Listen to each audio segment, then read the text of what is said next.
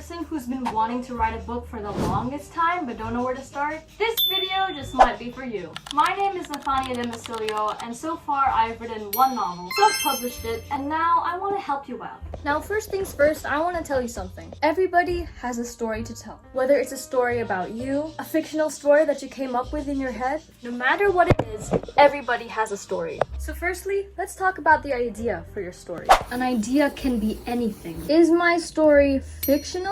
Is it a non-fiction book? Is it a self-help book? Or is it something entirely new? Once you've answered that question, whether or not your book is a fiction book or non-fiction book, it's time to start preparing yourself for the writing process. In the writing world, there are three types of people: the plotter, the pantser, and the plancer. How did I just say that? A plotter is somebody who plots the whole story before they even write it. Take, for example, basic plotting grids. A plot can look a little bit like this or like this. Basically, plotters are like architects. Before they start building the building, they first put the blueprints down. If you're a writer, your blueprint could be a plot. So, if you identify as a plotter, be sure to outline your book first. Now, pantsers are people who like to think outside of the box. They do not have to make a plot. Instead, they write by the seat of their pants. It's like writing as the story goes on. You know, you don't know what's gonna happen next until you get there. If this applies to you, then you're most likely a pantser. Sometimes I identify as a pantser myself. So be free, do whatever you think is good for your story.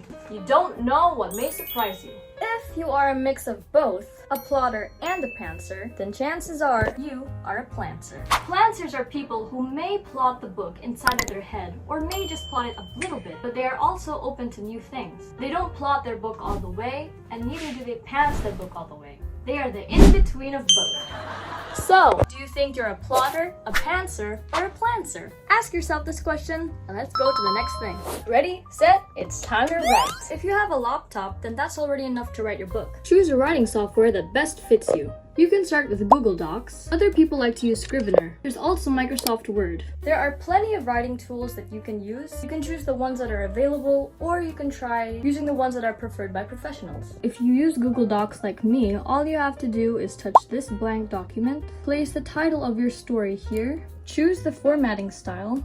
There's different options here you can use. You can also select the font you want and the font size. And now you can start writing.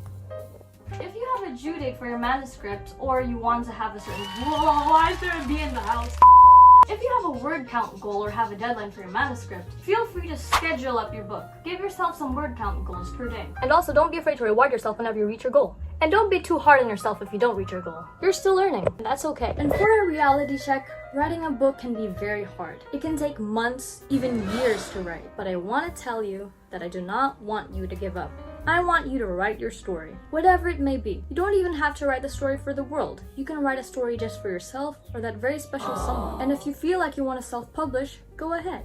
Once you think that you are done with your manuscript, you can now start editing. Now, personally for me, I'm not a very good person when it comes to editing. In fact, there was a time that I actually self-published a book and there were so many errors, so don't make the same mistakes I made. Take time to edit your book. But I must warn you that while you are still in the drafting stage, don't mind about the editing. If you're in the drafting stage, just try to word vomit everything out. By word vomit, I mean just write as many words as you can onto the page, not caring about editing or anything. You can start editing after you're done with the whole manuscript. Okay? Now we've come to the question of publishing. And honestly, for me, publishing is one of the hardest things in the book process. Now, personally, what I did was get self-published. I got self-published on KDP, Kindle Direct Publishing, which you can make an account online in Amazon. Just save your file, put it there, put all the details, the book cover, everything. This part can be very complicated because if your book is not formatted well, it may tell you to change it, and it's very frustrating. But if you have patience and the proper formatting, you'll be able to do it. Now, for you guys who want to go big and want to be traditionally published, go ahead, but I don't really have experience on that, so I can't really tell you. To be traditionally published is pretty pricey, and it can be hard to get accepted. Hi, it's Editor Gaby. I also want to say, be careful of scams. There are a lot of publishing scams on the internet, so before you even consider doing anything with it, make sure you check the source and you check if they're legit.